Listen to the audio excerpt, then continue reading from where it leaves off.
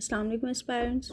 आज जो हमारा टॉपिक है वो है लीग ऑफ नेशंस और यूनाइटेड नेशंस और जो भी रीजनल ऑर्गेनाइजेशंस हैं हम इसको डिस्कस कर लेते हैं।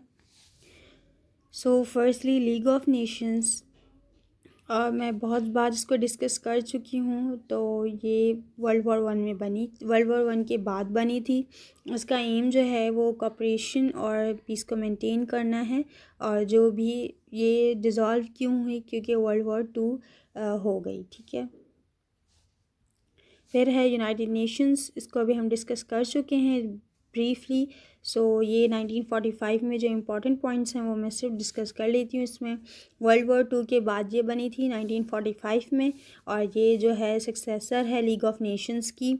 इसके जो मेन ऑब्जेक्टिव्स हैं वो इंटरनेशनल पीस को कायम करना है और सिक्योरिटी और promoting development and protecting human rights. Regional organisations जो हैं वो इंटर गवर्नमेंटल ऑर्गेनाइजेशंस होती हैं। जो हमारा किसी गवर्नमेंट जो होती है किसी स्टेट की, वो स्पेसिफिक की उसको मतलब कि कनेक्ट होती है उससे। और फिर जिसमें यूरोपियन यूनियन आती है और आसियान आती है, association of south east Asian Nations, north American free trade agreement जिसको नेफ्टा कहते हैं, और south Asian association for regional cooperation जिसको हम सार्क भी कहते हैं, और SCO जो शंघाई कोऑपरेशन ऑर्गेनाइजेशंस हैं। इनको फर्दर हम डिस्क्राइब कर लेते हैं आगे।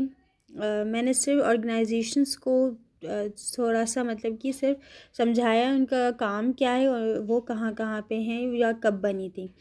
फर्दर अगर आप लोगों को इन पर वीडियोस चाहिए तो आप हमें बता सकते हैं, फिर हम ब्रीफली इनकी एक एक वीडियो बना देंगे ताकि आपको इन्फॉर्मेशन प्रोवाइड हो सके। ठीक है, फिर आते हैं हमारा EU, यूरोपियन यूनियन जो है वो एक पॉलिटिकल और इकोनॉमिक यूनियन है जो 27 मेंबर्स पर मुश्तमिल है। एम्स टू प्रोमोट, इनके जो एम है वो पीस को प्रोमोट करना है और कॉपरेशन उनके जो मेंबर्स हैं, मेंबर कंट्रीज़ हैं, उनके दरमियान जो है वो कॉपरेशन करनी है। फिर है वो एक सिंगल मार्केट के थ्रू काम करते हैं, और फिर वो कॉमन करेंसी भी है इनकी यूरो, और फिर है कॉमन फॉरेन और सिक्योरिटी पॉलिसीज़ भी इनकी कॉमन है। फिर आती है ASEAN, regional intergovernmental organisations. Regional intergovernmental organisation है आसियान जो 1967 में बनी थी, और फिर इसका जो एम है इकनॉमिक, पॉलिटिकल और सोशल कोऑपरेशन जो इसके 10 स्टेट्स हैं उनके दरमियान उनको प्रमोट करनी है। फ्री ट्रेड एग्रीमेंट्स करते हैं और कोऑपरेशन करते हैं कुछ इश्यूज़ पर, जैसे सिक्योरिटी हो गई, ह्यूमन राइट्स और एनवायरनमेंट। नेफ्टा जो है वो एक फ्री ट्रेड एग्रीमेंट है कनाडा और यूनाइटेड स्टेट्स के दरमियान और मेक्सिको के दरमियान। ये इस्टेब्लिश हुई थी 1994 में ताकि ट्राईलेटरल फ्री ट्रेड जोन बनाया जाए।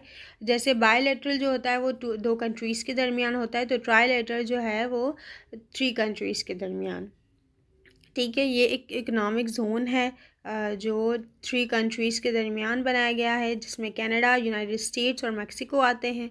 ये रीनेगोशिएटेड, मतलब कि इसके बारे में फिर से बात हुई थी, नेगोशिएशन हुई थी 2018 में, और फिर उसको मतलब रीनेम किया है यूनाइटेड स्टेट्स ने, मेक्सिको और कनाडा ने।